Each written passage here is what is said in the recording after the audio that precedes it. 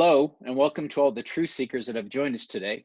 I'm glad that you've decided to join this online community and hope you're ready to inhale some provocative insights that will inspire and change the way you do business. My name is Mark McKelsey, and I lead the people and the projects that bring you insights, shopper trends, and next practices from Global Market Development Center. For the next hour, this Infocast will make your lunch hour profitable by demonstrating just how the curiosity and the power of the consumer must be at the center of your strategy.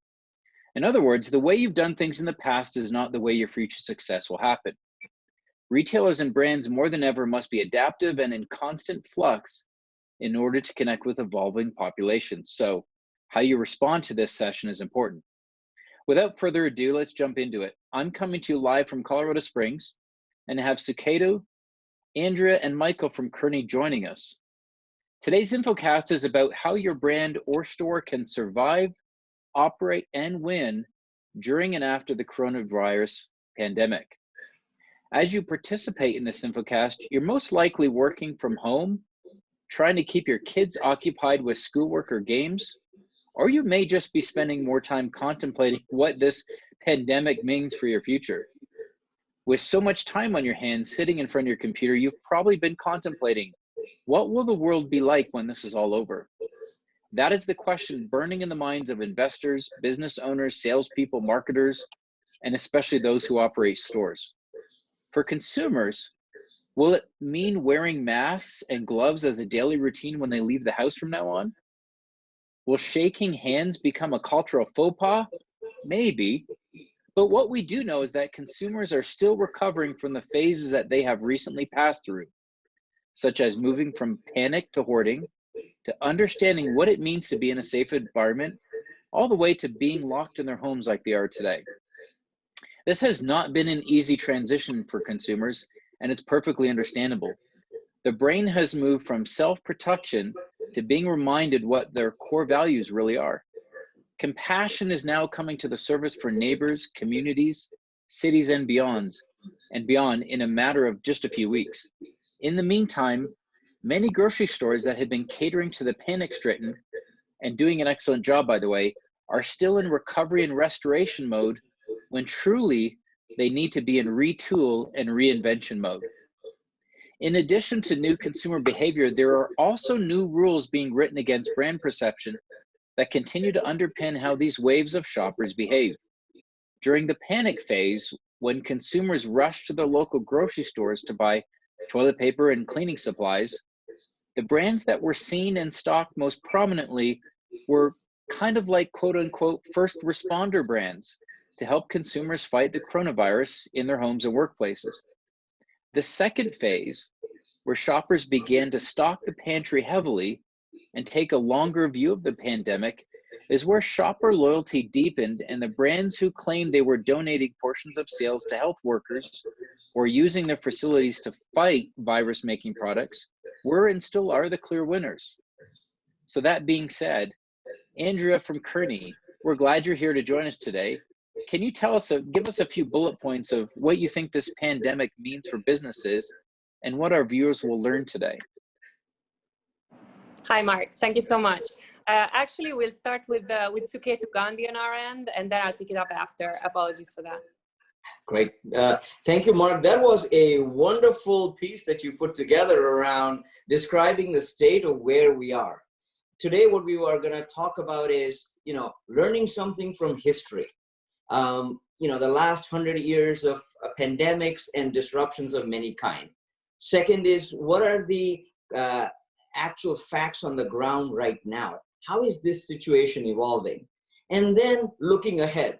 Nobody has a crystal ball on where this is going, but there are definitely some tea leaves we're reading through that are coming through the minds of the consumers, the retailers, and the large CPG manufacturers, and what are the possible ways to move ahead. That's what we are excited to talk to you about. And a kind note that you put, Mark, in there, which is a big thank you to all the grocery manufacturers and the suppliers and our healthcare providers who are really keeping us safe is well said. So thank you, Mark. Suketu, I couldn't agree with you more. Thank you so much. I'm really looking forward to today's session. Back to our viewers, before we get started and dive in, I'd like to remind you that you will take questions during or after the session. Just use the Q&A button you see at the bottom of your screen, and we'll get to those at the end of the hour. We also are going to make sure that this session is interactive. There's two different surveys that Andrew Suketo or Michael will be prompting on your screen, and we'll go ahead and that will pop up on your screen. Just make sure you participate, and hopefully this works well for you, and we'll talk about some of the results of what we see from all of our viewers while we're doing this live Infocast. So let's go ahead and get started. I will go ahead and start to share the screen, and I think Suketo. Yes, thank you. I think you're up first, so thank you. Absolutely. Thank you, Mark. And I'm joined, as Mark said, with two of my dear colleagues, Mike Brown and Andy Saz. As they come on, they'll introduce themselves. Suketo Gandhi, partner out of Chicago, and I focus primarily on the global digital supply chains. If you could move to the next page, please. And maybe flip to the next page again, just to, the human impact is staggering. One of the things we have all learned is the word exponential and what it means to see things on a logarithmic scale. So that is what the virus has done to us, has made math wonks and epidemiologists out of all of us. But what it has also done is, you'll look on the chart below, is the economic impact. The economic impact is absolutely substantial. And this is just till March. And what we're seeing is a 9% drop in retail sales, a non-trivial number that is larger than what we had seen even during the 2008-9. And then as we dig into some of the details of what is happening, we are starting to see 1, 2, 3 sigma deviations from the mean. So stores and supply chains and manufacturing facilities plan for being somewhere around average. But as we can see on the food and beverage side, demand is up 25%. And then you look at clothing and accessories, demand is down 50%. How does one work through this? And how do you deal with this kind of dramatic scenario is a significant challenge. Mark, if you could move to the next one. And there are 3 phases, and these are based on the psychology of human beings, who at the end of the day are the people leading the efforts here. One, there was, the survive phase. I think all of us have gotten out of it now. And as Mark very aptly described, there was panic. And this was about weathering the storm. And as we have talked to hundreds of global leaders in business, what we have found is that during weathering the storm, everybody tried to figure out. There was a little bit of MacGyver in the response that was seen. And now folks have reached a point where after 4, 6, or 8 weeks, that this is about operating the business with the new normal. So, categories that are seeing tremendous growth, people have switched to manufacturing and shipping more of those, right? The classic examples out there around hand sanitizers, but there's also a lot of examples around folks making more water bottles compared to other drinking products. Folks switching from clothing to masks. And this is in this model, folks are doing whatever it takes to serve the consumer. And I think that's the critical point to work all the way through. And then as we look ahead now, there are some green shoots coming out. We've looked at the impact of this in China, Hong Kong, Singapore, Korea. And then as it has moved to some of the green shoots coming out in Austria, which has slowly started to open up, and Germany that is making calls on opening up their schools a little bit, and then the US. So, how do we seize on these new opportunities? What does the new normal look like is what's going to be our focus for all of this conversation. Mark, if you could move to the next slide, please. That's our first survey question. If you'd be wonderful to respond. In the 3 things we have here, right, are around surviving, which is what mode are you in? Survival had many components. One was getting labor in place, finances in place, products in place. The operating area is, okay, having a realization that for the next 6 to 12 weeks or maybe 14, we're going to operate in an abnormal fashion. And how do you keep running? Then the third thing is winning, which is about looking ahead based on not just the past that you had seen pre-COVID days, but also taking the past, adding what's happening new, and how do we move forward. So those are kind of the three big elements that we were looking to see where your company's mindset is.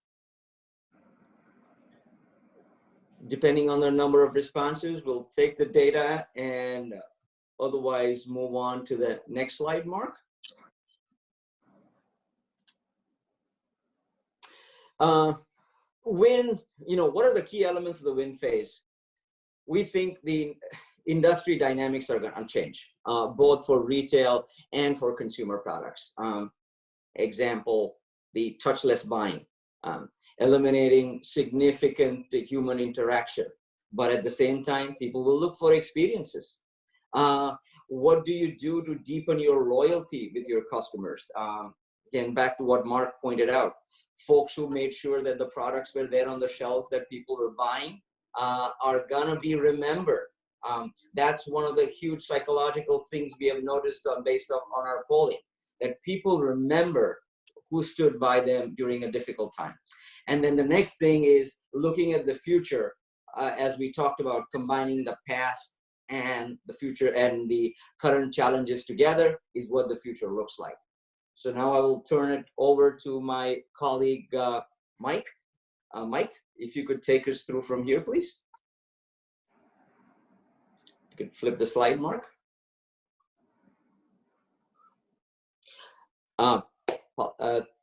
The next two slides actually are primarily fact-based. So this is a view of what happened in China. We've been tracking it all the way from the start to now. It took them about a solid 10 weeks to get the economy fully going, both from a supply chain perspective as well as a demand perspective. One kind note, which is at the end of this session, we will be sending all this material to you so that you have it for reference. If you could go to the next one, Mark, please. And here the things to look at were primarily around reemergence and new waves. The reason we put this out there was that it gives you a perspective on how do you adjust and what are the markers along the way in the win phase as you decide what your future strategy is. Finally, the second thing to look at is the right ramp up and cadence as you bring people back in, at the same time how customers are going to roll in. So these are some facts that we've collected from Italy and France and Austria and Germany that comes through. Looks like the poll results came in, which was fascinating. 30% of you have moved to winning. So we've been doing these polls over the last 5 weeks, and that is a dramatic improvement. It has gone from 10-12% about 4 or 5 weeks ago to 20-25% about 2 weeks ago, and now 30%. So this is very helpful. We will also be sharing the poll results back with you. Mike, if you could pick it up from the next slide, please. And Mark, if you could flip to the next slide, please. Thank you, Mark. Thank you, Suketu. So I think as we're seeing here in the current crisis, that as in the past, these crises have taught us new lessons. And we have to learn from that history. And I think the reactions that we're seeing in the market and the actions we're prescribing from the market to the market leverage these lessons we've learned over history. So over the last 100 years, we've really faced 4 other global crises, from the flu pandemic in 1918 through the Great Depression and World War II, and into the Great Recession that we just experienced a little over 10 years ago. And each time we thought we had to reinvent how we react, but the themes and the way we act has not changed. And that's what we want to speak a little bit today. What are those lessons that we've learned over the last 100 years? How do they apply to today? So starting off with, we initially think about that yesterday's consumer will not be tomorrow's. And I think we're seeing that now, whether your consumer is new to your channel or it's a new consumer needing to buy products that they've not purchased before, whether it's for personal protection or homesteading that they're going through this phase. So new consumers and new consumer behaviors will emerge and we'll need to be ready to address them. Also, we're seeing the action not only taken by governments, but taken by retailers as being unprecedented. What we're looking for today, we're doing things we never thought we'd be doing. We're taking our goods out to the customer's car across all aspects of retail at this point in time. Retailers are closing stores and using them as fulfillment centers. The speed in which they're trying to deliver from their fulfillment centers are changing. And the relationships that they're building, that we'll dig in a little bit later on, are completely unprecedented as competitors are becoming allies to be able to deliver on the consumer needs. We're seeing new avenues to reach consumers seeking innovation and variety. The e-commerce channel is becoming more and more prevalent and increasing, but digital communities, surveys, content delivery avenues are really coming to bear and being invented as quickly as they can be deployed to consumers. And lastly, the emerging technologies that will emerge during this time will soften the blow of the disruption and redirect demand and supply to get to where it's required. So taking those lessons from the last 100 years, we've looked about how they apply to today's situation. And Andy is going to take you through the first of those, talking about how the consumer is changing and how they'll be different. If we can advance the page, Mark. First of all, we wanted to go back to ask actually our audiences, what are the things that they are most interested and concerned about? So the four are what Mike just mentioned. So the first is around kind of what are the consumer trends that are really disrupting and that are going to shape the new normal. The second one is around the actions, the unprecedented actions and types of partnerships. The third one is kind of this innovation and variety angle with e-commerce. And the last one is the emerging technologies. Let's see what are the things that are most interesting to the audience. And as we continue and as we get the results, we really want to deep dive into the first element. So the one around the tomorrow's consumer. Oh, great. This is coming back. Okay. So this is very interesting. For sure, there's I think that as we go through these, we'll see how some of these will be relevant for you, even if only 5%, for example, has highlighted partnerships. Let's see if we can find an angle that this can still be interesting. We'll definitely deep dive on the avenues to reach consumers, which is something that you really care for. Mark, let's go and really deep dive on the first element, which is what are those consumer trends that are here to disrupt and here to stay? I think that the first thing that I want to touch upon is some of the shifts of values that are happening. And I think that some of these are obviously happening currently as a shock as we're going through the pandemic, but they will also kind of reshape the time of uncertainty, as Suketu has highlighted, and then linger on and we really change. And we believe that there's going to be some fundamental shifts in the longer term that will remain sustained over the next years. So the first element of shifting value is definitely what do people trust? What are the sources of information that they trust? We've seen over the past years that there was a lot of kind of self-trust in own experience and searching online and looking for reviews. Now there is actually, consumers are going back to more authoritative sources.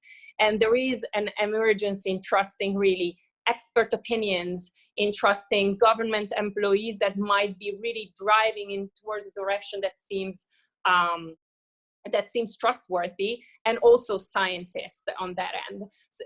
And as part of that, what is interesting is that consumers are also trusting the brands that they believe that they can go back to because they're used to. So this is number one. Number two is around kind of what are some of the values that are coming up in terms of the missions that consumers are going after. We have seen over the past few years a lot of focus on sustainability, eco-friendly, local sourcing. Now, what we see is there is a huge shift towards safety, health, and financial survival. So these are kind of some of the values that right now are front and center, and we believe that some of these are going to be sustained as we go forward. The third element that I wanted to highlight is that of community. So there has been a shaping towards kind of digital communities over the past couple of years. As we do know, the COVID, even this event that we're doing right now, is really reshaping the way that people interact. Digital communities are going to be something that retailers and old brands are going to be leveraging to start the consumer journey and to get consumers to kind of interact with each other and share value. And there is another piece which what we expect would come out after the crisis, which is also the emergence of the importance of local communities. So local stores, local communities, and this element is related to the fact that currently, locally, with the health communities and all that, there is an element of helping our neighbors or being able to kind of create that local trust as well.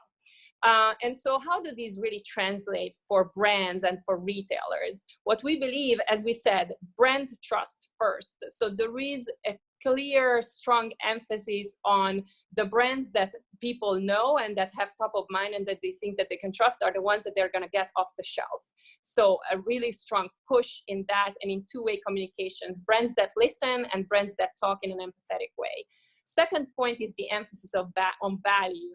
So we cannot emphasize enough the fact that the loss of jobs and the disruption from a work perspective and from the ability of really just paying the next bills, this will draw out for a longer period of time, and a potential recession would layer on, bringing some of the retailers to have to shift potentially and come back with a stronger private label play, basically figuring out the interplay between price points, package sizing, and promotional tactics so that they can really go to that part of the consumers that is value driven. Next is obviously, as we said, the step change in e-commerce. So there is, especially for commodity categories, much of the general merchandising, but even in grocery, we have seen a very strong spike online, also coming from parts of age group and the population that were previously not shopping online, and this will definitely sustain as we go through, and we will survive and kind of go after the pandemic. And this side of kind of the emergence of e-commerce is also, from a channel perspective, is also paired with a very strong digital communication. So brands and retailers really engaging digitally, creating those communities and creating that opportunity of merging for consumers the online experience with the offline experience. So this is going to be clearly a step change there as well. Last but not least, traditional wheels over fads. We have seen this in the wake of the crisis.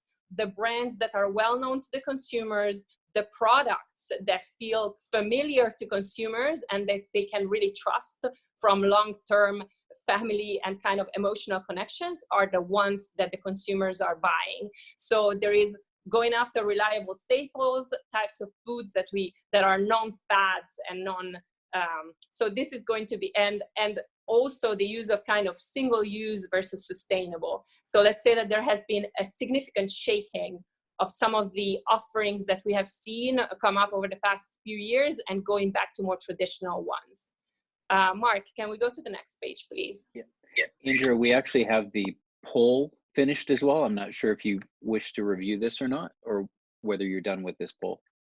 Oh yeah, of course, absolutely. So yeah, I see that the consumer angle is definitely one where people believe that there is a lot to be covered, and we've done. Now, the piece that seems to be less interesting is the kind of the unprecedented times call for unprecedented actions. I'll try to kind of cover it very quickly to make sure that I explain what that means, because maybe the unclarity was the one driving the lack of interest.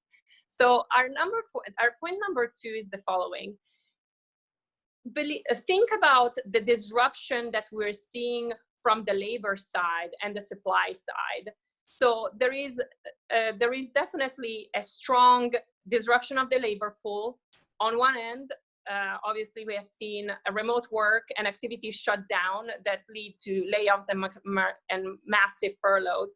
On the other end of the spectrum, we have seen industries where there is a spike in demand, like obviously the distribution centers, the Amazons of the world, or the online games, where there is a spike in demand, but there is not enough capacity workers available.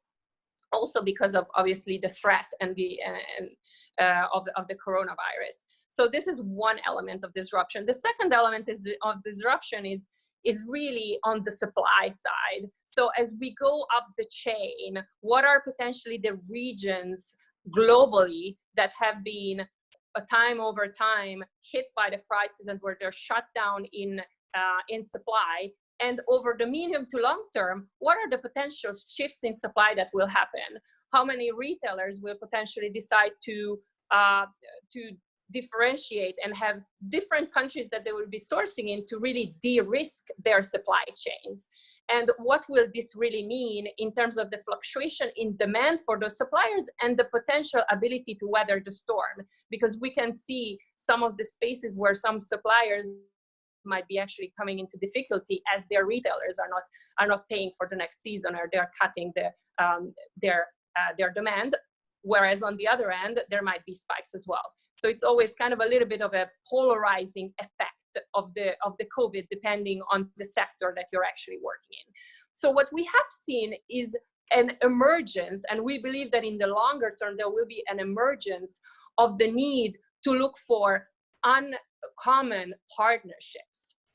So the way that we think about these is how can across the value chain, many of these players, both on the retailer side, but also on the supply side, really partner with their competitors, partner with other sectors that are counter-seasonal, that have a different spike in seasonality, whether it's still during the uncertainty phase of the crisis or even after.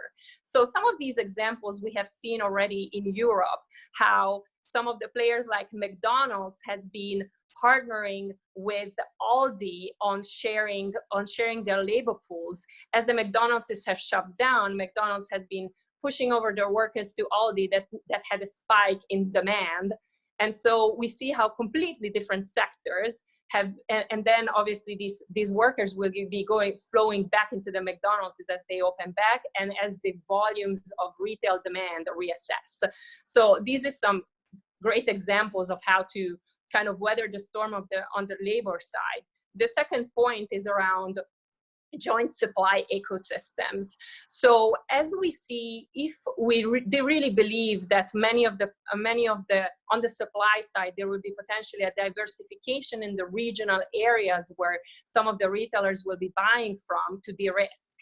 And if we really believe that potentially there will be also some volumes that are going to flow back to the US, and there will be some regional plays as well, depending also on the unfolding of the regulations and the trade regulations as we go forward, then there is a need for GPOs, for consolidators, to really create joint supply ecosystems where we can create scale and create volume in a place where there is a risk for kind of lack of consolidation, right?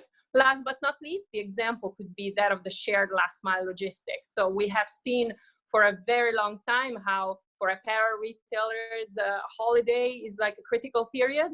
Well, COVID is basically becoming the holiday period, the nightmare holiday period for all grocers and all GM players across the geography. So which are some of those counter-seasonal potential other retail sectors that we could be partnering with to make sure that we can flex the volumes and play a game of overall capacity of the system for last mile and for logistics of e-commerce, instead of just focusing on the single players.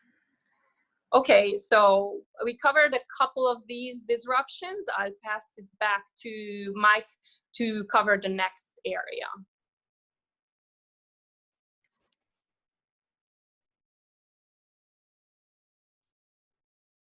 Mike Brown? Hi. There you go. Can you hear me now, Andy? Yes, yes. Great. We've all seen now the disruption that the COVID virus has caused for both retailers and suppliers to those retailers.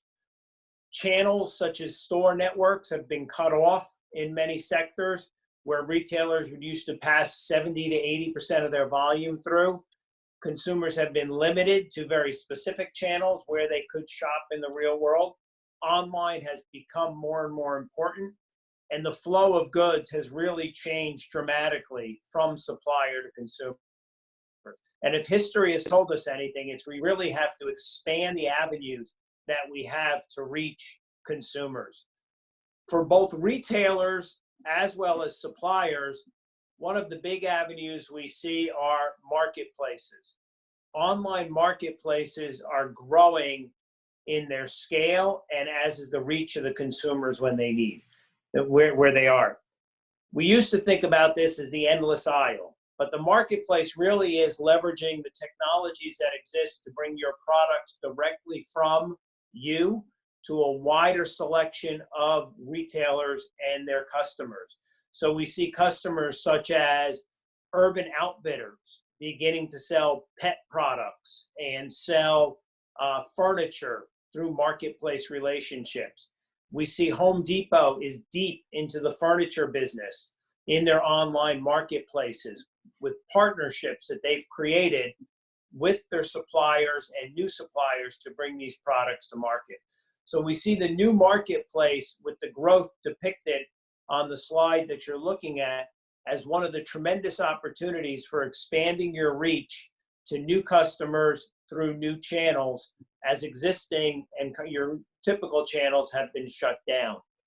We also see a growing importance for suppliers to go direct to consumer, to expedite the flow of goods, either through those marketplaces or on their own. Therefore avoiding the type of disruption that's happened in the stores now and meeting the changing needs of consumers as they shop more directly and more online for their products. So expansion of the channels and going direct to consumer, we think will be two big trends that need to be exploited to be able to be more agile as well as accommodate these types of disruptions in the market. We see there's also affiliations with virtual communities that allow consumers to connect to your products in new ways. As we see that, once again, as live TV, live sporting events, and other in real-time entertainment options where commercials used to be the avenue for us to reach consumers have really shrunk in their impact on the consumer, new ways of reaching them through affiliations and virtual communities became the way to remain connected with these consumers.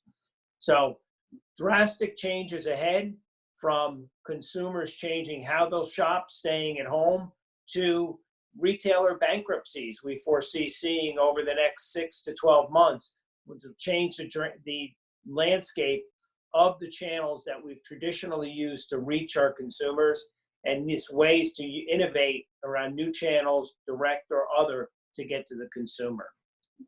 Mark, if you can advance to the next slide. And enabling that will be based on your ability to implement new and emerging technologies. The ones that we're seeing that are very important for retailers are going to be touchless retailing, eliminating the exchange of cash, credit cards, a tender transaction for a receipt with the cashier. There'll be less and less touch and interaction going forward, and deploying the technologies to, with the touch of a phone, to be able to not only transact, but to pass your coupons along to the system, to be able to access your loyalty points, will become more and more important in, day out retailing.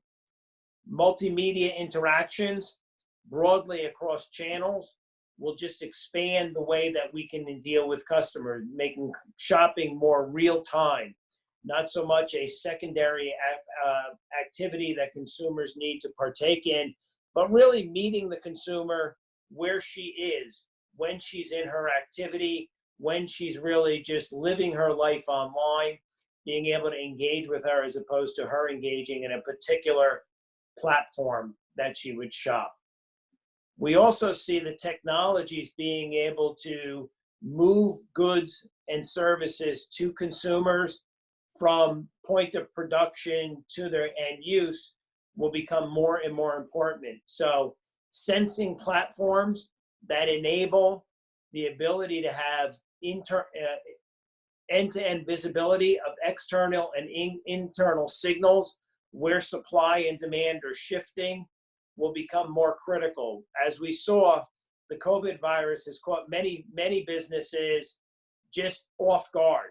They weren't able to react fast enough, not seeing the signs that were coming and how their business would be affected. We've now had the ability to use the technology that can really look broadly across public and private information to understand what the implications are, where the supply needs to be, and where the demand is changing and will change permanently. And lastly, a concept that we see more and more frequently called supply chain twin, and that is the ability to simulate the changes in supply and demand and consumer behaviors out into the future based on those sensing and pivot platforms that we have, being able to mimic scenarios and optimize valuable assets such as inventory, distribution assets, or consumer markets will be critical in these times of crisis and these rapidly moving consumer behaviors that we see changing. Mark, the next slide, please. Okay. So, going forward, and before we get into the questions and answers, we think the critical next steps is really to quickly move from beyond the surviving and the operating mode and focusing on the winning. How will I win in the future? Whether it's with new channels, new services, finding those new customers and meeting those needs.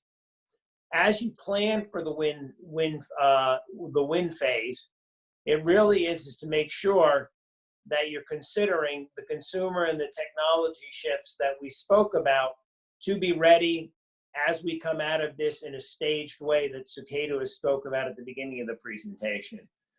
And carefully review spending and investment. There can only be a focus on cost reduction at the expense of innovation. Organizations need to look at broad-scale cost mitigation to redirect investments where they need to be to operate in this new environment. Mark, I think we throw it over to questions now.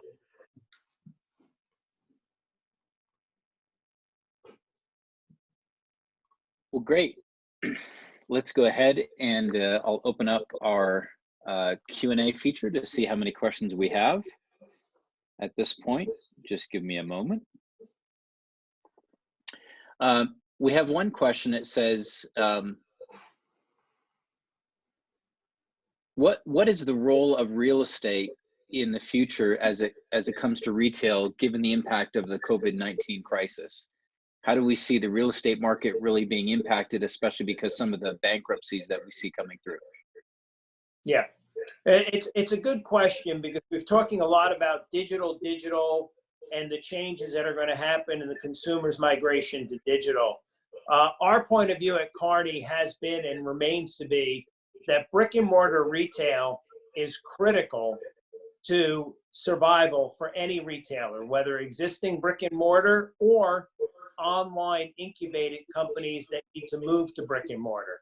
The challenge is, though, we see a dramatic impact to retail because we just have too many stores. It's been too long, too much.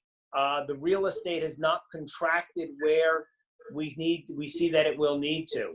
So we could see upwards of 20-25% of retail stores closing over the next 5 years. But still, that base that will be there will still be a critical asset in consumers' journeys and engagement with brands going forward.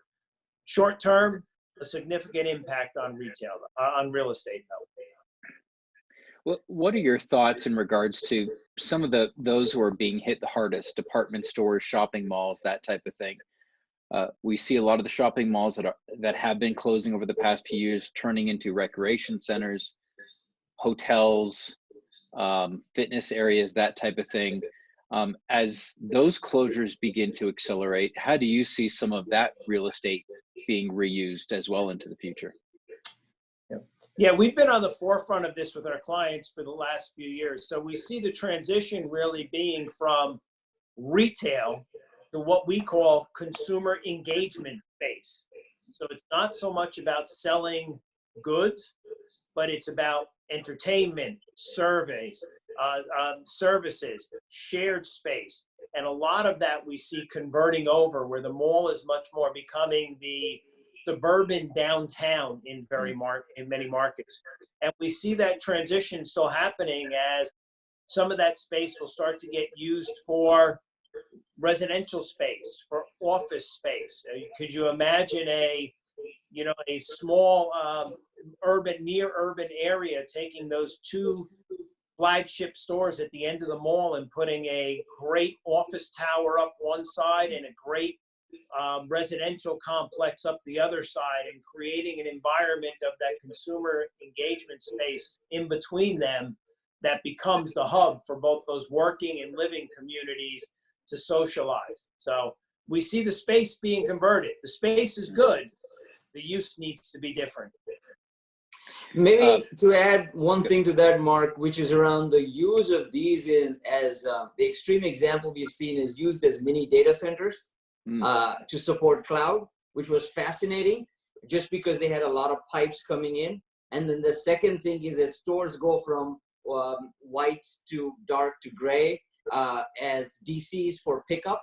That is one of the other innovative uses we are seeing in the post-COVID world also. Tim is asking, can you provide your thoughts on how new brands and innovation gets communicated to consumers in our quote unquote new normal? So I think that there is something interesting there because what we have seen is that in times of peace, consumers are generally really, really open to product innovation and to innovation in the messaging, and almost into messages, and almost also to messages that are quite provocative. So we have seen, I don't know, in industries like beauty and personal care, a lot of innovative products coming in, many big brands putting out their extremely bold messages. Now, what we have seen during the crisis is a complete reverse of that. So it's people going, instead of the brand extensions, going back to kind of the core product. Instead of looking like having some of the big brands who were still putting out there a little bit of a provocative message going tone deaf during the crisis. And many other brands really understanding where they needed to go and toning down the communication to something that is a more empathetic, silent, and almost communication that also has listening as a part of it. So what we expect is the fact that as consumers go through this crisis, and if you wish, it's also like a moment of emotional shock. Over time, this emphasis in trust and this emphasis in the product core lines is going to drag out for a little bit. So what we expect is that companies will be required like less SKUs a little bit, and potentially even less innovation in the shorter term from a product perspective, which does not obviously mean that the innovation should not be in other areas like the channels of communication or leveraging digital to become more like apt to those changes. But within the product itself, that's what we're going to expect. And then in the longer term, as you go back to kind of the boring, if you wish, or the everyday, and we forget about the crisis, that's when really, again, that type of innovation and that type of like strong communication and will come back up. It's interesting how, boring life, because we're certainly not in boring life right now. So that's a great descriptor. Yes. Ashley is asking, this is a really interesting question. Ashley says, hardware stores are up significantly in Q1. How do you see independent hardware stores impacted by the permanent COVID-19 effects once we're in the recovery phase? Sure. I think what we're seeing right now is a rush to stock up on those products that are going to protect us, are going to make us more comfortable at home. So yes, hardware stores, your big boxes, your local stores now are providing that urgent need for safety, security, comfort at home. They will then take this and there will be a smoothing just into their normal rhythms. So consumers now are going to be moving in a lot of the country from being inside their house to outside their house. Activities such as planting, dining outside are all going to continue. And I think as we start to restrict and lift the restrictions a little bit, places like restaurants and movie theaters will be very, very last on the list where many of those restrictions are lifted. So I'm seeing a period of homesteading where people are going to really invest in the ability to entertain friends and family in the security of their own homes and not be exposed to broader communities. So look for booms in home entertainment, outdoor dining, and those things, and gaming. Those things will really boom now as we go forward. Yeah, in one of the Infocasts that we hosted last week, board games, puzzles, that type of thing were in the top 10 search results in Amazon for people trying to get it. But the problem right now is that in some areas there's up to a 30-day wait even for Amazon Prime members, which perhaps leads us perfectly into the next question in regards to what Kathy is asking. Let me tee this up a little bit. The research I've been reading over the past 5 or 6 days is showing an intersection between those who were legacy Amazon Prime members have a higher propensity to go to brick and mortar, and those who traditionally go to brick and mortar now are signing up for Amazon Prime, but realizing they can't get things next day like they had hoped for, which leads into Kathy's question. She says, you say that brick and mortar stores should shrink, but what about the fact that e-com market share is down compared to food, drug, and mass as retail stores gain cross-channel share? So really what Kathy is asking here is the fact that we continue to see an intersection take place where those who traditionally go online are okay going in the store to get things now and even pay a premium. Those who some of those traditional brick and mortar people are going online. How do you interpret that intersection? How will that dissolve itself and go back to normal, I think, in the future? Or will we see people continue to have more fluidity to go back and forth between in-store and online? I'll take the first half of the question from a consumer perspective. So what we are seeing is that consumers that were not used to shopping in certain channels are now shopping in those channels because they're prioritizing their safety for themselves and for their families. And they're thinking about new forms of convenience, like sitting at home and waiting for the product. However, the expectation of the service across these channels gets a huge shock.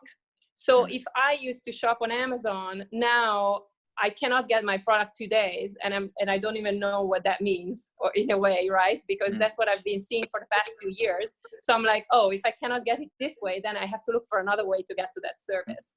So I think that the point is a point of expectations, whereas consumers that didn't have any expectations on a channel are almost like rediscovering these channels and getting great convenience out of it that were previously uncharted.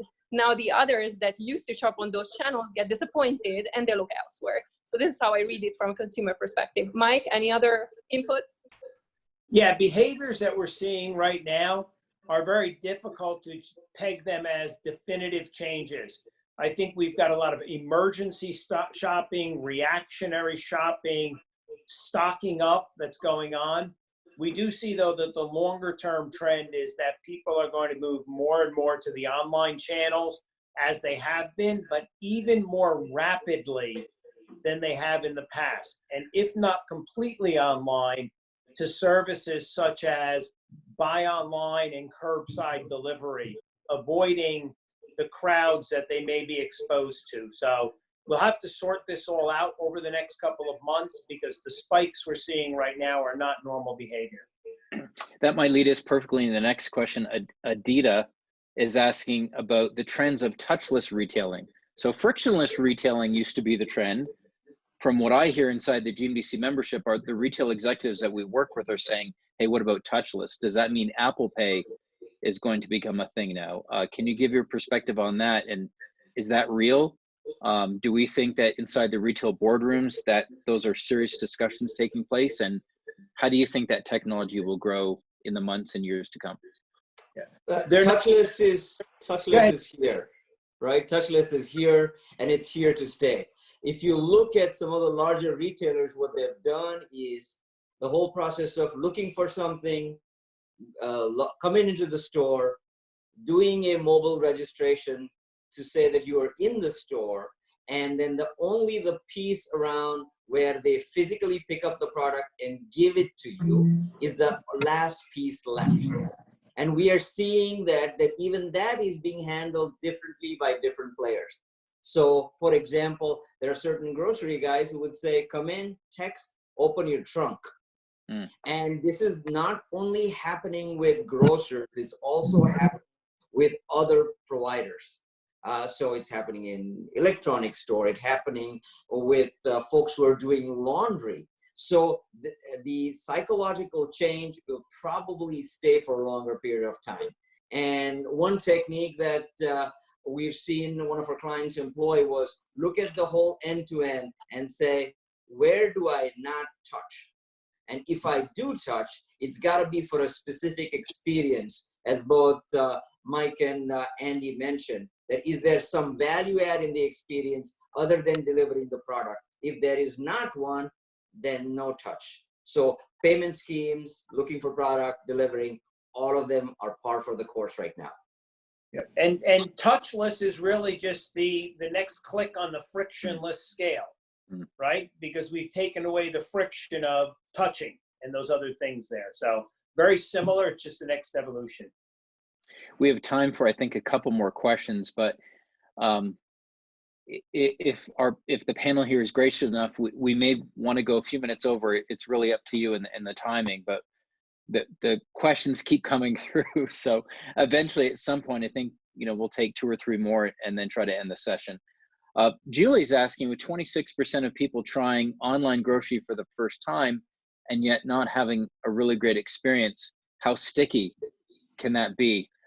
In a research report that I actually just posted on LinkedIn a few days ago, many of the large chains are seeing a 4.2% margin loss in consumers who are using BOPUS and click and collect as opposed to the in-store shopper. So obviously there's some inefficiencies that have been exacerbated because of the COVID-19 piece, and there's more upgrades and more thought in regards to making that a much better experience.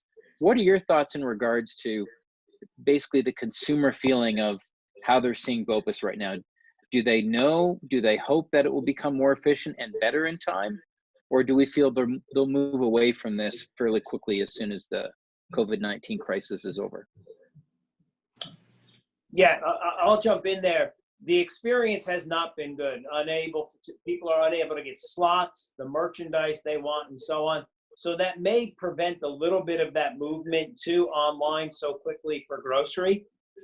Online BOPUS for grocers is not something that they want to be in, but they have to be. The margin decreases there are noticeable when you have to pay somebody, an hour's worth of labor to do something that the consumers used to do on their own. So consumers will go there, retailers will need to offer it to be competitive, but it's not to their advantage at this point in time until they start to maybe replace some of those stores with micro fulfillment centers that drive much more efficiency to the pick, pack, put in the trunk operation. One more question, and then we'll go ahead and wrap up. And it's really about, and this, I find this an interesting question because I've not seen this come through during the pandemic, and that is, what is the consumer's new view on mail? Are they more apt to, use more coupons that are in the mail and that type of thing, and then go back to online and start to use them? Is it a new avenue for consumers or for businesses to communicate with consumers through the mail, especially while they're staying at home? And do you see that as being a sticky strategy post-crisis? Interesting. We have yeah, same reaction as me. That much. I mean, one thing that we have seen for sure is actually an interesting shift from the mobile channel a little bit back to the laptop channel. So I do think that some of the traditional channels, I didn't think about the physical mail, but for sure email or some of those traditional channels that you would look at and even access comfortably from your laptop are some that many of the retailers are using more and more. So what we have seen is that there were actually some brands that were almost starting to just optimize for mobile and not desktop. And now with so many more desktop and iPad versus mobile users, now the bigger screen is something that actually needs to be adapted to. So I'll talk to that piece of it. I don't know if anybody has other ideas for the actual physical side of it. The trend on the physical mail had already been on a downward slope, as we all know it, right? And it was directly tied to the physical way in which people bought stuff. So we had conducted some analysis 6-9 months ago around, when does this trend change? And it was primarily driven by the fact that if you buy electronic, then you'll look for electronic. If you buy physical, you do that. So the trend that Mike identified around shift to electronic will definitely reduce the amount of mail. The second part about mail that is very fascinating is people are trying to figure out if, and all for the right reasons, can that be a transmitter of some kind of bad viruses? A lot of things that are going on where people will bring the mail and leave it outside their house for a few hours before they bring it in. Now, when that starts to happen, it changes the mind on looking for coupons or other things within that mail. How long that lasts, we don't know. But those are two facts I would point to of where this can go. Right. I actually have one more question that really can piggyback on that. I'd like to go ahead and take it if we have time. Dennis is asking about the role of promotion. So we just talked about mail. Instead of doing trade-driven promotion, do we see the future as more direct-to-consumer, especially for trialing new products? What's your perspective on that? That's a trend that has been dramatically accelerating over the last 3 years. Without giving out any specific numbers, some of the revenue that is coming out of the Seattle Giants has been in that space. Everybody's figured out that I want to be close to the point of purchase, and that trend is gonna accelerate for sure. So what that does is trade promotion in the physical world, the classic end cap and things of that sort, is dropping off, will drop off. And new product is actually, back to Andy's point, you are now bringing the consumer into the new product introduction and innovation. It's almost going back 50 years, some of us can say it, to where you brought a new product, you brought the consumer in, really worked with them to roll it out, and use your promotional dollars to both influence and understand and gather insights. So that is a trend that was going on, and now we see a definite acceleration.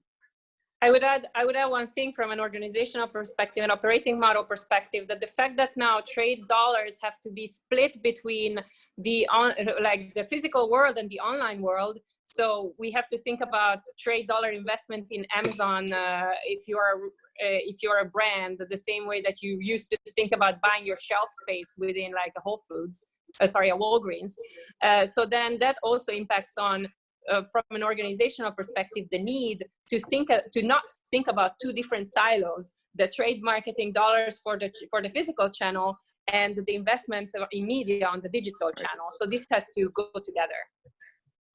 And all that plays very well into the trend that we discussed a little bit earlier in regards to brick and mortar becoming more fulfillment centers, as especially some of the big brands have more direct to consumer type relationships. If they can't get something now, they can easily go to their local brick and mortar and find it if they can't get something next day. So really great point. Andrew and Cicado, I know Michael has jumped off the call. Thank you so much for your time today. I know we're a few minutes over. Thanks to our viewers for sticking around with us. But again, we really appreciate Kearney's time today, as well as your membership with GMDC, as well as your contributions inside our Education Leadership Council as well. So thank you so much. Thank you for all the great questions. Very entertaining. What we could do, Mark, is if there are additional questions that haven't been answered, if you could send them our way, we'll get the responses, package it with the material we presented, so folks have it for later reading. Thank you, Mark. Absolutely, thank you. And to Cicado's point, if this is your first time experiencing a GMDC Infocast, I'd like to make sure that you're aware that this session and all previous Infocasts can be viewed on the archive tab on gmdcconnect.org, along with the schedule to register for future Infocasts. Last week's Infocast is available. That PowerPoint deck is available there as well as contact information. We'll do the same with today's Infocast as well. We'll make sure that you have the contact info, as well as be able to share some of these insights with others inside your organization. So that said, I'd like to encourage you to get involved with GMDC Retail tomorrow and become a member.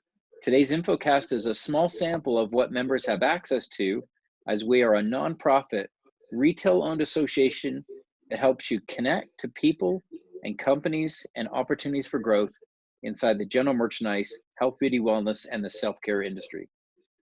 For more information, please contact me at markm@gmdc.org. I'd love to help you find opportunities to get your company exposed to the executives that can truly change your business. Thanks again for joining us today. I hope you're safe. I hope you're healthy, and I hope you're wearing fashionable face masks when you're inside the store. Okay, thanks again. We'll talk to you soon.